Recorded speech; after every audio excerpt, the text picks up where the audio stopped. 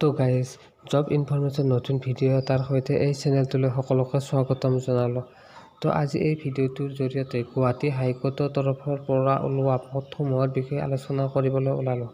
কি পদ, কিমান পোষ্ট আছে, কেনেদৰে আবেদন কৰিব আদি সকলোখিনি কথা আলোচনা কৰা হ'ব আজিৰ এই ভিডিঅ'টোৰ জৰিয়তে।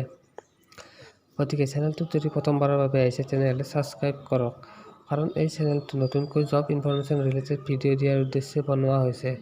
গতিকে চেনেলটো ছাবস্ক্ৰাইব কৰি আগুৱাই যোৱাত সহায় কৰে যেন।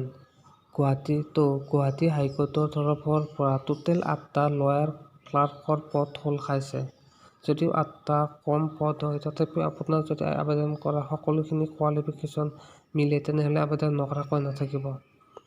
তো এই পদটোৰ দৰমহা হ'ল 30,000 পাৰ মান্থ। শিক্ষাগত অৰ্হতাৰ কথা ক'বলৈ গ'লে আপুনি ভাৰতীয় যিকোনো এখন বিশ্ববিদ্যালয়ৰ পৰা আইন বিষয়ত স্নাতক কৰা হ'ব লাগিব। বয়সৰ সীমা 40 বছৰলৈ বিচাৰিছে, কিন্তু কিছুমান কেটেগৰী বিশেষে ইয়াৰ বয়সৰ ৰেহাই দিয়া আছে।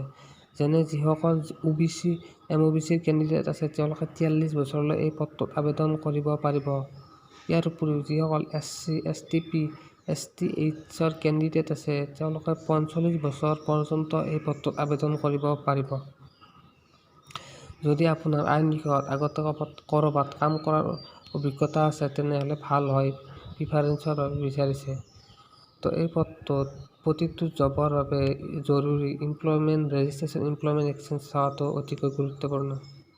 লগতে এই পদটোত SC আৰু STP ৰ কেণ্ডিডেটসকলে আবেদন কৰিব বিচাৰিলে 250 টকা এটা পে' কৰিব লাগিব, আৰু যি PWD ৰ কেণ্ডিডেট আছে তেওঁলোকে এটকাও পে' কৰিব নালাগে। আৰু আদাৰ কেটেগৰীৰ যেনে জেনেৰেল বা OBC সেনেকুৱা টাইপৰ কেটেগৰীৰ কেণ্ডিডেটসকলে 500লৈ এপ্লিকেশ্যন ফিজ পে'মেণ্ট কৰিব লাগিব।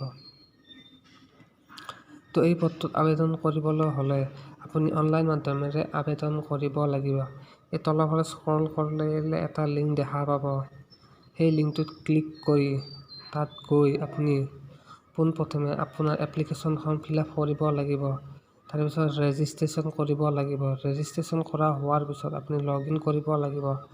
লগ ইন কৰা হোৱাৰ পিছত আপুনি তাত আপোনাৰ সম্পূৰ্ণ এডুকেশ্যনেল কোৱালিফিকেশ্যন ডিটেইলছখিনি ভৰাব লাগিব। ভৰোৱা হোৱাৰ পিছত আপোনাৰ যি পে'মেণ্ট আছে সেই পে'মেণ্টটো কৰিব লাগিব। পে'মেণ্ট কৰা হোৱাৰ পিছত একদম শেষত ছাবমিট বটনত ক্লিক কৰা হোৱাৰ পিছতে আপোনাৰ অনলাইন এপ্লাইটো হৈ যাব।